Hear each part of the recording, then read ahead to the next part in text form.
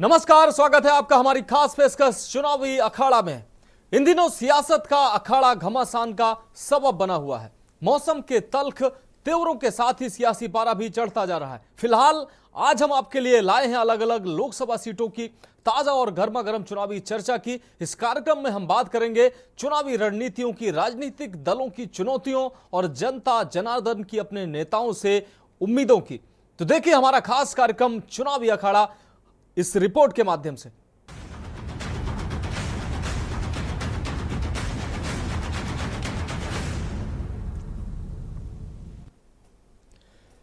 बिहार के सीमांचल की लोकसभा सीटें कभी कांग्रेस का गढ़ हुआ करती थी। एक बार फिर से उपजे राजनीतिक समीकरण ने कांग्रेस की उम्मीदों पर जहां कांग्रेस की उम्मीदें जगा दी हैं, वहीं ऐसे में दूसरे चरण के चुनाव में कांग्रेस जीत का चौका लगाने की पूरी कोशिश कर रही है। आपको बता दें कि इंडिया गठबंधन में सीट का बंटवारा हुआ है, जिसमें राजद के खाते में 26 सीटें जबकि कांग्रेस के खाते में 9 सीटें आई हैं।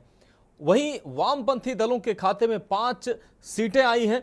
राजद ने अपने हिस्से की सीटों में से 3 सीट मुकेश साहनी की पार्टी बीआईपी को दिया है। सीमांचल पर हमारी ये खास रिपोर्ट देखिए आप। सीमांचल में किन किन सीटों पर चुनाव। बिहार में लोकसभा चुनाव के दूसरे चरण में 5 सीटों पर मतदान होगा। किशनगंज, कटिहार, पूर्णिया, भागलपुर और बांका में 26 अप्रैल को मतदान। दूसरे चरण में कांग्रेस ने 3 प्रत्याशियों को चुनावी मैदान में उतारा है। ओवैसी फैक्टर से किसको फायदा, किसका नुकसान। लोकसभा के प्रथम चरण का चुनाव संपन्न हो गया है, जिसमें बिहार की 4 सीट पर चुनाव संपन्न हो गया है। सभी राजनीतिक दल दूसरे चरण को फतह करने की मुहिम में जुटी हुई है। बता दें कि लोकसभा चुनाव के दूसरे चरण में 26 अप्रैल को बिहार के सीमांचल में 3 जिलों में वोटिंग होगी। तमाम उम्मीदवार मुस्लिम बाहुल इस इलाके में वोटरों को अपने पाले में लाने की कोशिश में लगे हुए हैं। दूसरे चरण में जिन इलाकों में वोटिंग होनी है, उसमें सबसे महत्वपूर्ण क्षेत्र सीमांचल का ही है, जो एक मुस्लिम बाहुल इलाका है। सीमांचल के 4 जिले, जिसमें किशनगंज, कटिहार, पूर्णिया और अररिया शामिल हैं और सभी मुस्लिम बाहुल इलाके हैं। यहाँ पर मुसलमानों की आबादी सबसे ज्यादा है। ये चारों लोकसभा सीट इस हिसाब से सभी राजनीतिक दलों के लिए बेहद महत्वपूर्ण है। इंडिया गठबंधन में सीट का बंटवारा हुआ, जिसमें राजद के खाते में 26 सीट, कांग्रेस के खाते में 9 सीट और वामपंथी दलों के खाते में 5 सीट गई। राजद ने अपने हिस्से की सीट में से 3 सीट मुकेश साहनी की पार्टी वीआईपी को दिया। इंडिया गठबंधन में सीटों के बंटवारे में कांग्रेस के खाते में 9 मिली थी। ओवैसी किसे पहुंचाएंगे फायदा, किसे नुकसान। पिछले कुछ सालों में हैदराबाद की पार्टी के नाम से मशहूर असुद्दीन ओवैसी की एआईएमआईएम ने सीमांचल क्षेत्र में काम करना शुरू किया है, जिसका नतीजा 2020 में देखने को मिला, जब ओवैसी की पार्टी ने बिहार विधानसभा चुनाव में इस इलाके में 5 सीटों पर जीत हासिल की थी। बिहार में कोई स्थानीय मुस्लिम चेहरा था या नहीं, होने का फायदा ओवैसी ने इस इलाके में रहने वाले मुसलमान के बीच उठाया और आज ओवैसी सीमांचल में घर घर का नाम बन चुके हैं। पिछले तकरीबन 10 सालों से सीमांचल के पिछड़ेपन को बड़ा मुद्दा बनाते हुए ओवैसी लगातार यहां काम कर रहे हैं और इस बार के लोकसभा चुनाव में भी उन्होंने इस इलाके से लड़ने का ऐलान किया है। पहले उन्होंने ऐलान किया था कि सीमांचल की सभी सीटों के साथ ही बिहार के दूसरे हिस्सों में भी कुल 16 सीटों पर चुनाव लड़ेंगे। हालांकि अब ओवैसी ने दूसरे और तीसरे चरण के चुनाव में सिर्फ किशनगंज में ही अपना उम्मीदवार उतारा है। किशनगंज और ओवैसी कनेक्शन। तो चलिए बात करते हैं किशनगंज की। किशनगंज इन चारों मुस्लिम बाहुल जिलों में सबसे ज्यादा मुसलमान आबादी वाला जिला है। जहां पर मुस्लिम समुदाय की आबादी तकरीबन 68% है। किशनगंज लोकसभा सीट के अंतर्गत किशनगंज और पूर्णिया जिले के कुछ हिस्से आते हैं। पिछले 3 लोकसभा चुनाव पर नजर डालें तो ये सीट कांग्रेस का गढ़ माना जा सकता है। दिलचस्प बात यह है कि 2019 में जब एनडीए ने 40 में से 39 सीट बिहार में जीती थी, तो उस समय किशनगंज एकमात्र सीट थी जहां पर महागठबंधन की तरफ से कांग्रेस ने जीत हासिल की थी। 2020 बिहार विधानसभा चुनाव के दौरान सीमांचल क्षेत्र में असुद्दीन ओवैसी ने चुनाव लड़ा और कई सीटों पर उम्मीदवार खड़े किए और 5 सीटों पर जीत हासिल की। जिन 5 सीटों पर ओवैसी की पार्टी ने जीत हासिल की थी, उनमें से 2 किशनगंज लोकसभा अंतर्गत बहादुरगंज, कोचाधामन और 3 पूर्णिया जिले के क्षेत्र शामिल थे। इस लोकसभा चुनाव में भी महागठबंधन में किशनगंज लोकसभा सीट कांग्रेस के खाते में गई है और एक बार फिर से कांग्रेस ने मौजूदा सांसद डॉक्टर जावेद को टिकट दिया है। वहीं एनडीए की तरफ से जनता दल यूनाइटेड ने मुजाहिद आलम को अपना उम्मीदवार बनाया है। वहीं ओवैसी ने अपनी पार्टी की तरफ से बिहार प्रदेश के अध्यक्ष और विधायक अख्तरुल इमान को किशनगंज लोकसभा चुनाव में अपना उम्मीदवार बनाया। सीमांचल क्षेत्र में ओवैसी के हस्तक्षेप को लेकर महागठबंधन में भी साफ तौर पर हलचल तेज है। 2020 में ओवैसी ने जिस तरीके से महागठबंधन का खेल इस इलाके में बिगाड़ दिया था, उसी का डर इस बार लोकसभा चुनाव में आरजेडी और कांग्रेस को सता रहा है। आपको बता दें कि राजद नेता तेजस्वी यादव कई मौके पर सीमांचल की जनता को ओवैसी की दखलंदाजी को लेकर सचेत कर चुके हैं और उन्हें बीजेपी का बी टीम बताया है। उन्होंने वोटरों को आगाह किया है कि ओवैसी जैसे लोग सीमांचल में केवल वोट काटते हैं और बीजेपी को फायदा पहुंचाते हैं। स्थानीय लोगों का मानना है और खासकर युवाओं का कि बिहार में मुसलमानों का कोई बड़ा नेता नहीं है। ऐसे में ओवैसी में ही उन्हें अपना भविष्य नजर आता है। मुसलमान समाज में कई युवा ये भी मानते हैं कि नरेंद्र मोदी सरकार ने अच्छा काम किया है। वहीं मुसलमान समाज का युवा वर्ग बिहार में तेजस्वी यादव को लेकर भी काफी नाराज नजर आ रहा है। मुसलमान समाज में युवा वर्गों से बात करने के दौरान पता चला कि वो तेजस्वी यादव से कई मुद्दे को लेकर काफी नाराज है और उनका मानना है कि राजद ने केवल मुसलमान के वोट का इस्तेमाल किया है। दूसरे चरण में सीमांचल के जिन अन्य इलाकों में चुनाव होना है, उसमें पूर्णिया भी शामिल है, जो एक और मुस्लिम बाहुल क्षेत्र है। पूर्णिया लोकसभा सीट के समीकरण। पूर्णिया लोकसभा सीट में पूर्णिया और कटिहार जिले के कुछ इलाके शामिल हैं। आबादी के हिसाब से पूर्णिया में सबसे ज्यादा जनसंख्या मुसलमान की, तकरीबन 40% है मुस्लिम। पूर्णिया में साक्षरता दर केवल 41%। पूर्णिया लोकसभा सीट में 6 विधानसभा सीटें। पिछले 3 लोकसभा चुनाव में एनडीए का रहा दबदबा। 2009 में पप्पू सिंह यहां भाजपा से सांसद चुने गए थे। 2014 और 2019 में जनता दल यूनाइटेड से संतोष कुशवाहा चुनाव जीते। 2024 के चुनाव में भी ये सीट जनता दल यूनाइटेड के खाते में गई है। एक बार फिर संतोष कुशवाहा यहां से एनडीए प्रत्याशी हैं। आपको बता दें कि इस बार एनडीए का खेल बिगाड़ने के लिए नीतीश कुमार की पार्टी जनता दल यूनाइटेड से विधायक बीमा भारती ने पार्टी से इस्तीफा देकर चुनाव से ठीक पहले आरजेडी का दामन थाम लिया और महागठबंधन की उम्मीदवार बन गई। बीमा भारती 5 बार की विधायक है। दिलचस्प बात यह है कि एनडीए और महागठबंधन के बीच होने वाले इस मुख्य मुकाबले में अब एक त्रिकोणीय मोड़ आ गया है, क्योंकि पूर्व सांसद पप्पू यादव भी इस सीट से निर्दलीय उम्मीदवार खड़े हो गए। इस बार के चुनाव में पप्पू यादव ने जिद पकड़ ली कि वो किसी भी कीमत पर पूर्णिया से चुनाव लड़ेंगे और ऐसा करने के लिए उन्होंने अपनी पार्टी जन अधिकार पार्टी का विलय भी कांग्रेस में कर दिया था। मगर जब ये सीट आरजेडी के खाते में चली गई तो पप्पू यादव ने निर्दलीय चुनाव लड़ने का फैसला कर लिया।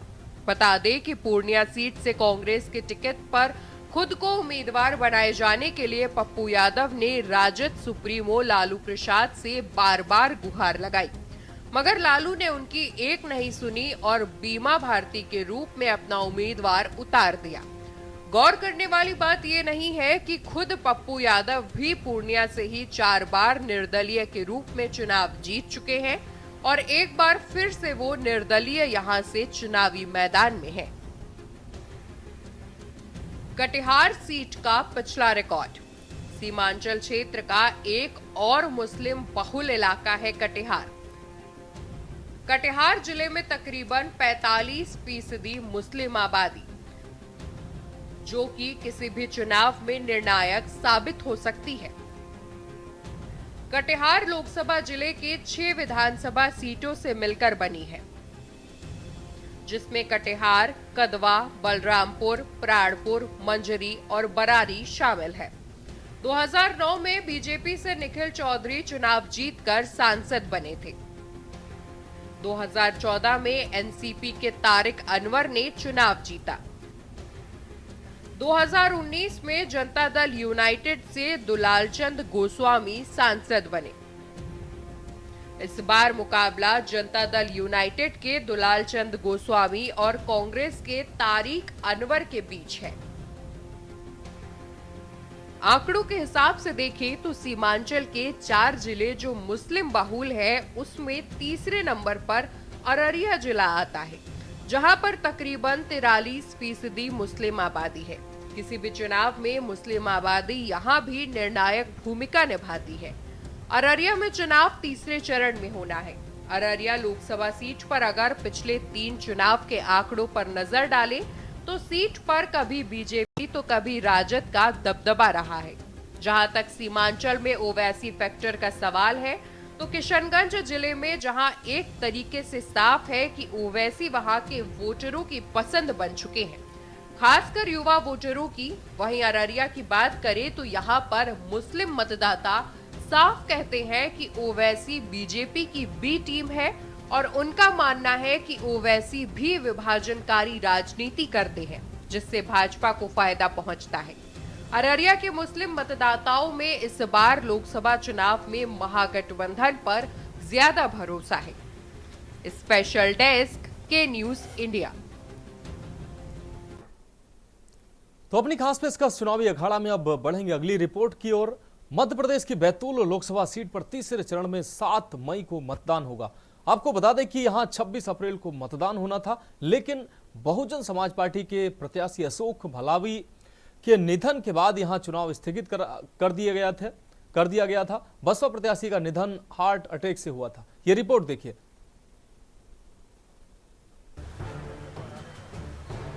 मध्य प्रदेश की 29 लोकसभा सीट में एक है बैतूल। इस सीट पर पूरे बैतूल और हरदा जिलों के अलावा खंडवा जिले के कुछ हिस्से हैं। ये सीट अनुसूचित जनजाति के लिए आरक्षित है। ये सीट बीजेपी का गढ़ रही है। यहाँ पार्टी 1996 से लगातार जीतती आ रही है। बीजेपी ने यहाँ से मौजूदा सांसद दुर्गा दास उइके को चुनावी मैदान में उतारा है। उनका मुकाबला कांग्रेस के रामू टेकाम से है। यहाँ वोटरों के बड़े वर्ग के लिए बेरोजगारी सबसे अहम मुद्दा है। उनका कहना है कि बैतूल के शिक्षित युवाओं के लिए रोजगार के पूरे मौके नहीं हैं। वही बेरोजगार का मुद्दा है, मेन मुद्दा। आज जो पढ़ा लिखा शिक्षित बेरोजगार है, उनको रोजगार उपलब्ध होना चाहिए और सर मिलना चाहिए रोजगार के उनको सरकारी नौकरी में।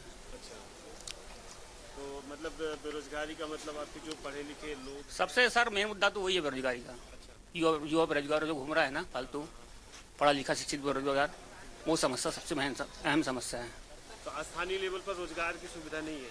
नहीं, यहाँ पे कोई सुविधा नहीं है। अच्छा, कोई फैक्ट्री तो उद्योग भी नहीं, हाँ उद्योग भी नहीं है, कोई फैक्ट्रियाँ नहीं है यहाँ पर युवा वहाँ पे काम करेगा और जीविका यापन करे करके, ऐसा कुछ नहीं है यहाँ पे। यहाँ पे तो जैसे क्या है, कोई भी पार्टी जीत के आए हमें तो उससे कोई लेना देना नहीं है, लेकिन जो बच्चे लोग जो शिक्षित बेरोजगार जो है अपने शहर में बैतूल के अंदर, तो कोई भी अच्छी सी कंपनी खुलना चाहिए, उनको रोजगार मिलना चाहिए। वो पढ़े लिखे होने के बाद भी कई बच्चे तो बेचारे ऑटो चला रहे हैं, कहीं मजदूरी कर रहे हैं, कहीं कुछ कर रहे हैं, कहीं बाहर जा रहा है। अपने बैतूल जिले के भी कई लोग ग्रामीण क्षेत्र से अपने शहर छोड़ के दूसरे शहर में काम के लिए जा रहा है। यहाँ पे कोई भी इंडस्ट्री खुलना चाहिए जिससे कि अपने ही शहर के बच्चे लोग यहाँ काम करें या उनको रोजगार मिले। बेरोजगारी के बाद महंगाई यहाँ का दूसरा अहम मुद्दा है। महंगाई बहुत तेजी से बढ़ती है, जैसे मतलब ऑयल के बहुत ज़्यादा दाम बढ़ जाते हैं, एकदम से कम हो जाते हैं। गैस सिलेंडर के दाम एकदम से बढ़ जाते फिर घट जाते, तो मतलब वो चीज़ों को थोड़ा वो करना चाहिए सरकार ने। कुछ लोग नए संसद से बेहतर मेडिकल सुविधाएं देने की उम्मीद कर रहे हैं। यहाँ पे सबसे पहली तो समस्या यह है कि यहाँ पे मेडिकल की बहुत समस्या है। उसके लिए हमको जरा से ही काम के लिए हम नागपुर जाना पड़ता है, और रोजगार की तो बहुत बड़ी समस्या है यहाँ पे। मेडिकल कॉलेज नहीं है, इंजीनियरिंग कॉलेज तो एक खुला है बस। सांसद में ऐसा है कि भैया विकास होना चाहिए, कुछ जो चीज़ें जो पहले नहीं हो पाई है वो अब होना चाहिए, जैसे कॉलेज मेडिकल वगैरह सब चीज़ की सुविधा लाना चाहिए। तो क्या बैतूल शहर में जो विकास का काम वो दिखे, तो अपन भी वही चाह रहे हैं कि जब भी कोई भी आता है तो विकास होना चाहिए। बैतूल लोकसभा सीट के लिए पहले 26 अप्रैल को दूसरे चरण में वोटिंग होनी थी, लेकिन बीएसपी उम्मीदवार अशोक बल्हावी की मृत्यु के बाद चुनाव स्थगित करना पड़ा। अब यहां तीसरे चरण में 7 मई को राज्य की 8 दूसरी सीट के साथ वोटिंग होगी।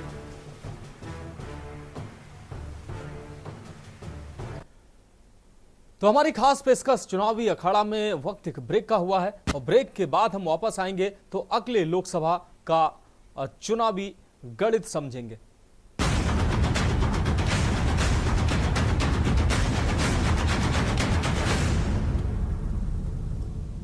ब्रेक के बाद हमारी खास पेशकश चुनावी अखाड़ा में एक बार फिर से आपका स्वागत है। हम बात कर रहे हैं लोकसभा चुनाव के जो प्रमुख मुद्दे हैं। महाराष्ट्र की बारामती लोकसभा सीट इन दिनों चर्चा का विषय बनी हुई है। इस सीट पर एक तरफा आपको बता दें, एक तरफ राज्य के डिप्टी सीएम अजीत पवार की पत्नी सुनेत्रा पवार हैं, जबकि दूसरी तरफ शरद पवार की बेटी सुप्रिया सुले चुनावी मैदान में है।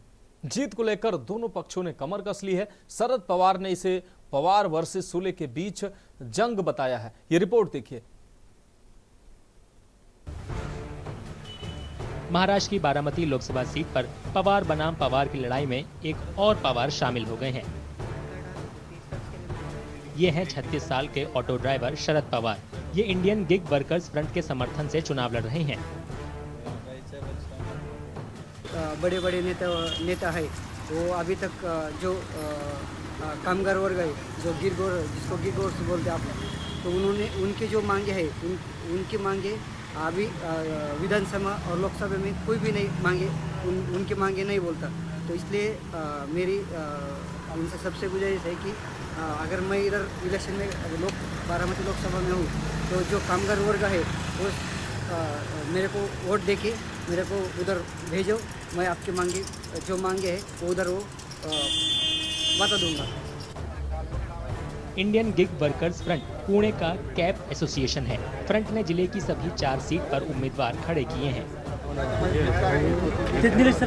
4 हमने उम्मीदवार पुणे डिस्ट्रिक्ट से दिए हैं। उसमें का एक कैब ड्राइवर, एक रिक्शा ड्राइवर, एक फूड डिलीवरी बॉय और एक आदमी जो है वो टेम्पो चलाता। तो ये 4 उम्मीदवार हमने दिए। इसका रीज़न यही है कि ये जो गिग वर्कर्स है इनके लिए महाराष्ट्र स्टेट में अभी कोई भी एक्ट नहीं है। सेंट्रल गवर्नमेंट ने गिग वर्कर एक्ट पास किया है, लेकिन महाराष्ट्र ऐसा स्टेट है जहाँ पे सबसे ज़्यादा गिग वर्कर्स रहते हैं, लेकिन अभी तक महाराष्ट्र स्टेट ने वो एक्ट इनेक्ट नहीं किया है। इसलिए इनके जो बेसिक फंडामेंटल राइट्स है वो वायलेट हो रहे हैं काफ़ी सालों से।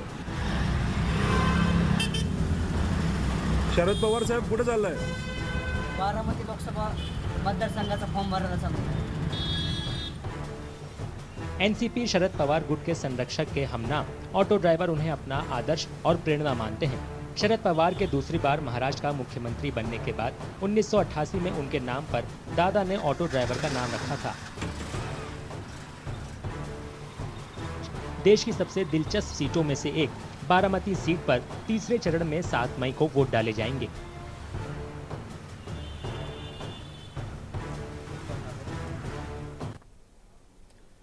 पहले चरण को लेकर कयासों का दौर जारी है। फिलहाल जीत को लेकर सबके अपने अपने दावे हैं। एनडीए और विपक्षी गठबंधन दोनों बढ़त का दावा कर रहे हैं। इसको लेकर बयानबाजियों का दौर भी अब जारी हो गया है। ये रिपोर्ट देखिए। लोकसभा चुनाव के पहले चरण में शुक्रवार को 62% से ज्यादा वोटिंग हुई। 2019 के मुकाबले पहले चरण में वोटिंग प्रतिशत में मामूली गिरावट आई है। इसकी वजह देश भर में भीषण गर्मी बताई जा रही है। एनडीए और विपक्षी गठबंधन इंडिया दोनों के नेता पहले चरण में बढ़त बनाने का दावा कर रहे हैं। प्रधानमंत्री नरेंद्र मोदी ने शनिवार को नांदेड़ में कहा कि जमीनी स्तर से मिली रिपोर्ट और चुनाव जानकारों के आकलन से पता चलता है कि एनडीए की जीत होगी। मतदान के बाद अलग अलग लोगों ने बूथ लेवल तक का जो एनालिसिस किया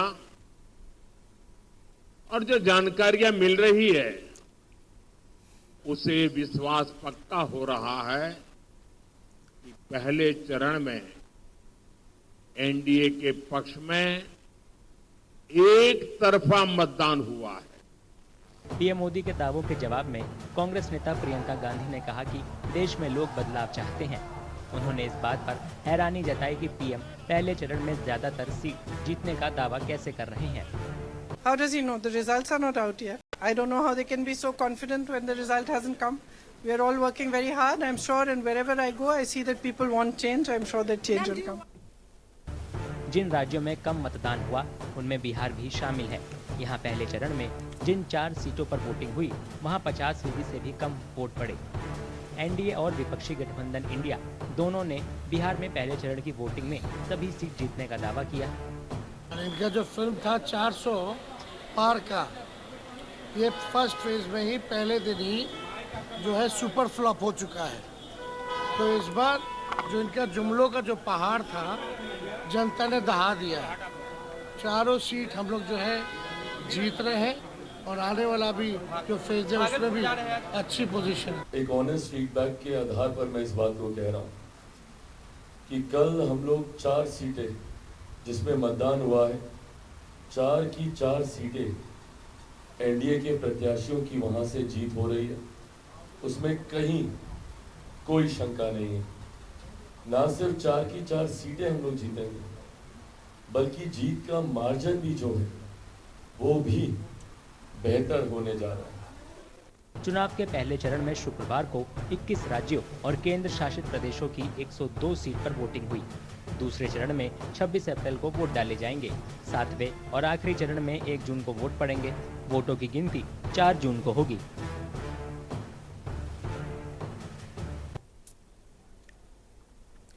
तो हमारी खास पेशकश चुनावी अखाड़ा में आज के लिए मेरे साथ इतना ही। मुझे दीजिए इजाजत और आप देखते रहिए के न्यूज़ इंडिया।